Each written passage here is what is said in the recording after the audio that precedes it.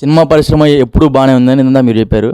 So, Jagan సర్కార్ సమయంలో టికెట్ల రేట్ల విషయంలో పెద్ద సినిమాలు కూడా రిలీజ్ చేయడానికి చాలామంది నిర్మాతలు భయపడ్డారు. అప్పట్లో నిర్మాతలందరూ బాగా లాస్ అయ్యారని కొన్ని వార్తలు కూడా వచ్చాయి. సో, దీని మీద ఏం చెప్తారు? ఆ రోజు వకీల్ సాబ్ అప్పుడు ఏం చెప్పారు తెలుసా?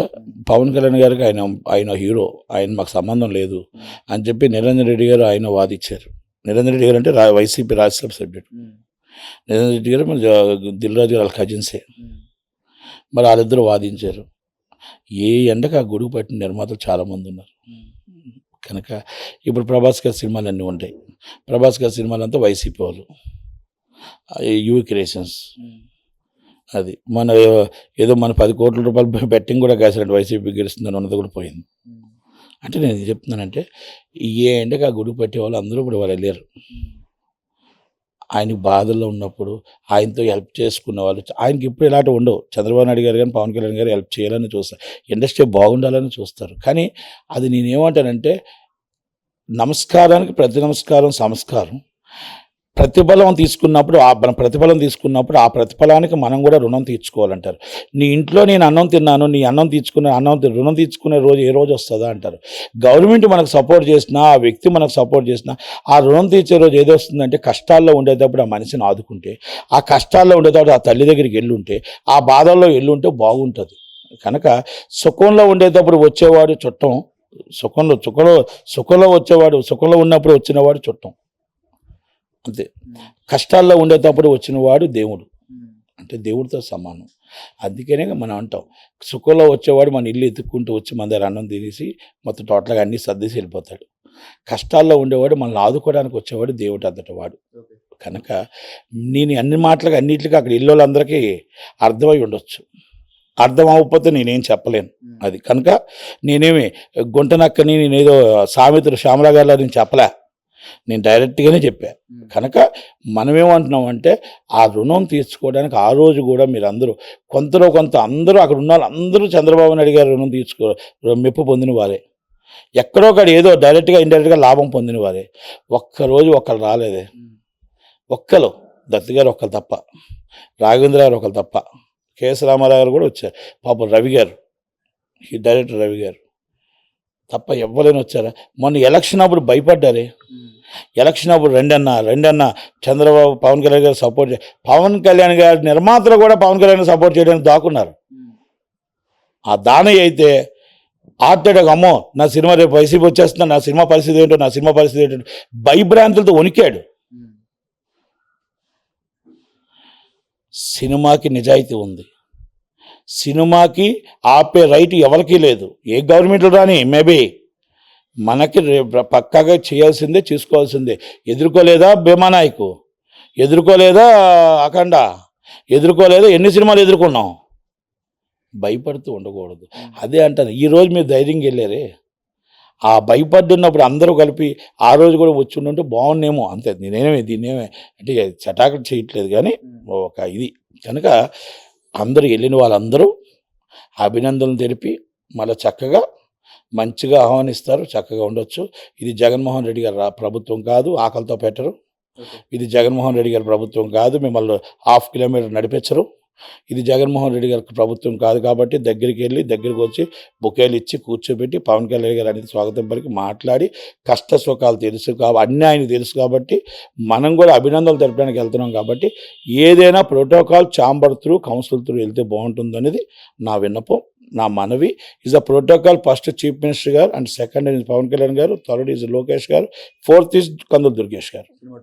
Yes, okay, thank you sir. ఇన్ని సంవత్సరాల దాకా జనాల్లో తిరిగి పాదయాత్రలు చేసినా సరే ఇంకా ఆయనకి తెలుగు స్పష్టంగా మాట్లాడలేపారు. మొన్న ప్రమాణ స్వీకారం రోజు కూడా ఆయన పేరు ప్రమాణ స్వీకారం చేయడానికి కూడా చేత కాలేదు. అలాంటి వ్యక్తికి ఇంకెలా పరిపాలిస్తారంటున్నారు? నువ్వే ఇప్పుడు చెప్పలేకపోయావు కరెక్ట్గా. కొన్ని మంచి అదంటే సంతోషంతో తట్టుకోలేక కొంచెం ఆలోచనతో కొంచెం తడబడులు వస్తాయి, పెద్దోళ్ళకే వస్తాయి తడబడులు. దానికి పెద్దగా అన్నీ చూసి బొతద్దలో చూడకూడదు. అన్ని బొతద్దాల్లో చూడకూడదు. నారా లోకేష్ గారు చేసిన వర్త్ ఏంటి, నారా లోకేష్ గారు కార్యకర్తను ఎలా కాపాడుకుంటాడు, నారా లోకేష్ గారు ఈ అరాచక పాలనలో ఎంతమంది కార్యకర్తను అరెస్ట్ చేసి ఎలా కాపాడుకున్నాడు, నారా లోకేష్ గారు ఏ విధంగా యువగలం పాదయాత్ర నడిపించాడు, నారా లోకేష్ గారు తండ్రిని ఏ విధంగా లీగల్గా కాపాడుకున్నాడు, పార్టీని ఎలా కాపాడుకున్నాడు, పార్టీని భూస్థాపితం చేసేద్దాం అనుకున్న సమయంలో పార్టీని ఎలా కాపాడుకున్నాడు, ఈ నాయకులందరినీ అవసరం చేసుకుంటూ ఎలా కాపాడుకున్నాడు. పార్టీని కాపాడింది పవన్ కళ్యాణ్ గారు కదా. పార్టీని కాపాడాలి, పార్టీకి ఆయన మద్దతు ఇచ్చి వెన్నుదన్నుగా నిలబడ్డాడు, దాంట్లో నో డౌట్. పార్టీ అనేది వాళ్ళ సొంత విషయం కదా. పవన్ కళ్యాణ్ గారికి వెళ్ళకూడదు. పవన్ కళ్యాణ్ గారు వెరీ బిగ్ సపోర్ట్ ఇచ్చాడు ఆయన. అసలు దాన్ని మనం కాపాడింది ఆయనే కదా. బిగ్ సపోర్ట్, అరెస్ట్ చేస్తాడు, బిగ్ సపోర్ట్. పార్టీ వేరు, రాష్ట్రం అంధకారంలోకి వెళ్ళిపోతుంది, రాష్ట్రాన్ని కాపాడాలి, చంద్రబాబు నాయుడు గారికి మద్దతు ఇస్తున్న బేషత్తుగా చెప్పిన వ్యక్తి ఆయన. రాష్ట్రం వేరు, పార్టీలు వేరు. అప్పటి నుంచే ఇంకా అటు కూటమికి అయితే బాగా జోష్ వచ్చింది. అంత ఆ టైంలో నారా లోకేష్ గారు యువగలం పాదయాత్ర చేస్తున్న సరే అంత జోష్ లేదు. తప్పు ఏ పార్టీకి ఎవరు పాదయాత్ర ఉందో లేదో అనేది ఈరోజు మొత్తం జనాలకు తెలుసు, కార్యకర్తలు నీకు తెలియపోవచ్చు. నువ్వు మొత్తం టోటల్గా నీకు ఏంటంటే ఎంతసేపు అని నెగిటివ్గా కనబడవచ్చు, కానీ అంత లేదు. అంత మొత్తం టోటల్గా దాంట్లో ఆయన పార్టిసిపేషన్, అరెస్ట్ అయినప్పుడు మొత్తం టోటల్గా ఆయనది పట్టుంది, ఆయన నిలబడ్డాడు. పవన్ కళ్యాణ్ గారు ఎప్పుడు కూడా దాన్ని మర్చిపోవడానికి జీవితంలో మర్చిపోలేం. కానీ పార్టీని నడిపించింది, పార్టీకి యువగలం పాదయాత్ర నుంచి తండ్రిని బయటకు తీసుకొచ్చేదాకా పార్టీని కాపాడింది అసలు నారా లోకేష్ గారు. అందుకే మీకు బుద్ధ వెంకన్న గారు ఒక మాట చెప్పారు, సార్ మీరు చీఫ్ మినిస్టర్ అవుతున్నారు, ఆయనకి జాతీయ అధ్యక్షుడు పగ్గాలు అప్పచెప్పండి సార్. ఇవన్నీ ఎలక్షన్ ముందు మాట్లాడలేదు సార్. ఇవన్నీ ముందే మాట్లాడింది, ఎలక్షన్ ముందే మాట్లాడారు. ఎప్పుడు వెనకేం పెట్టలేదు లోకేష్. అయిపోయిన తర్వాత కౌంటింగ్ అయిపోయిన తర్వాత ఎప్పుడు వెనకేం పెట్టలేదు. ఆయన నారా చంద్రబాబు నాయుడు గారి కొడుకే ఐటీ మినిస్టర్ అండ్ విద్యాశాఖ మంత్రి. అప్పుడు కాదు సార్, అప్పుడు కాదండి, ముందుకుంటూ కూడా ఆయన అలాగే ఉన్నాడు, ఆ వర్కింగ్ ప్రెసిడెంట్గా ఉన్నాడు. ఆయన వెనక పెట్టారేంటి, జాతీయ సెక్రటరీగానే ఉన్నాడు. ఎక్కడున్నది ఆయన? మీరు ఎక్కడున్నారు? ఇంకా మీరు లేరా ఏంటి? ఏం ఆచరణలో మొత్తం టోటల్ వైసీపీ సపోర్ట్గా తిరుగుతున్నారు ఏంటి మీరు? కాదు కదా, మీకు అన్నీ తెలుసు కదా. మీకు ఆల్రెడీ చంద్రబాబు నాయుడు గారు మొత్తం యువగల పాదయాత్ర నుంచి నారా లోకేష్ గారు మళ్ళీ మొత్తం టోటల్ పవన్ కళ్యాణ్ గారు జనసేన అవి తిరుగుతూ మొత్తం యువగలం పాదయాత్ర నుంచి ఆయన ఆకట్టుకుంటూ వెళ్తే దానికి మొత్తం టోటల్ అరెస్ట్ చేసేటప్పుడు సరైన సమయంలో సరైన టైంలో ఆయన మద్దతు ప్రకటించి మొత్తం టోటల్గా నిలబెట్టింది, కాపాడింది, కూటమిని నిలబెట్టింది. కూటమికి మొత్తం టోటల్ ఓట్లు చేరకుండా చేసింది పవన్ కళ్యాణ్ గారు. దాన్ని ఒప్పుకోక తప్పదు. కానీ పార్టీ వేరు, గవర్నమెంట్ వేరు. సో కూటమి గవర్నమెంట్ వేరు, పార్టీ వేరు. పార్టీ అనేది కార్యకర్తలది. పార్టీ కార్యకర్తల్ని కాపాడటానికి ఆయన ఎంత సేవ చేశాడు, ఎంత కృషి చేశాడు అనేది నేను చెప్తున్నాను తప్ప ఇక్కడ నేను కూటమి చెప్పట్లే. కూటమి అనేది government is different, party is different. Pawan Kalyan గారి party is different, TDP party different, BJP party different, Sharmila గారి పార్టీ, కాంగ్రెస్ పార్టీ, జాతీయ పార్టీ డిఫరెంట్. ఒక్కొక్కరికి ఒక విధి విధానాలు ఉంటాయి. ఆ విధి విధానాల్లో ఫాదర్ని అరెస్ట్ చేసిన పార్టీని ఒక పక్క కాపాడుకుంటూ పార్టీని మొత్తం టోటల్గా ఆయన లా ప్రకారం వాళ్ళని చూసుకుంటూ ఆయన మొత్తం టోటల్గా పగ్గాలు చేయడం పార్ట్ ఆఫ్ ది అంటే ఆయన పార్టిసిపేషన్ ఎక్కువగా ఉంది కాబట్టి ఆయనకి రేపు ఉదయం ఫ్యూచర్ జాతీయ అధ్యక్షుడు హోదాకి రేపు పగ్గాలు ఎట్టి పరిస్థితుల్లో ఆయనకి అప్పచెప్పాలి. ఆయన రేపు ఉదయం రాబోయే కాలంలో చంద్రబాబు నాయుడు గారి వారసుడిగా పార్టీని ఆయనే నడిపిస్తారు. నడిపించే దమ్ము ఆయనకు ఉందనేది మేము చెప్పనకే చెప్తున్నాం. అది అర్థమైంది మీకు? అది అంతేగాని ఇంకొకరిది ఇంకా వాళ్ళున్నారా వీళ్ళున్నారా అంటే కాదు. ఇక్కడ తెలుగుదేశం పార్టీకి చంద్రబాబు నాయుడు గారు, నారా లోకేష్ గారు, దాంట్లో నో డౌట్.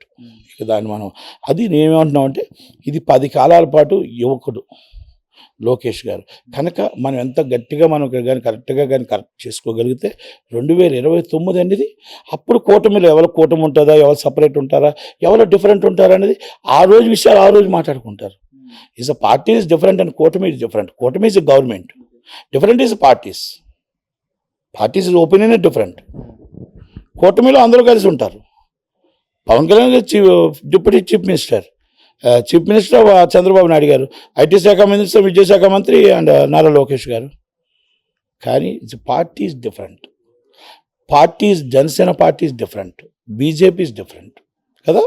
కనుక అందుకే మేము చెప్పి పార్టీ తరపున చెప్తున్నాం, గవర్నమెంట్ తరపున చెప్పట్లేదు. కనుక మీరు పార్టీని గవర్నమెంట్ని రెండూ కలపకండి. కనుక చంద్రబాబు నాయుడు గారు తర్వాత నారా లోకేష్ గారే పగ్గాలు తీసుకుంటారు. మాకు సినీ ఇండస్ట్రీకి పూర్తిగా చేయటానికి పవన్ కళ్యాణ్ గారికి అన్ని అవగాహన ఉంది, ఆయనకి అవగాహన ఉంది, చంద్రబాబు నాయుడు గారికి పూర్తి అవగాహన ఉంది, లోకేష్ గారికి పూర్తిగా అవగాహన ఉంది. కనుక చిరంజీవి గారికి పూర్తిగా ఏం జరగాలో అవగాహన ఉంది, బాలయ్య బాబుకి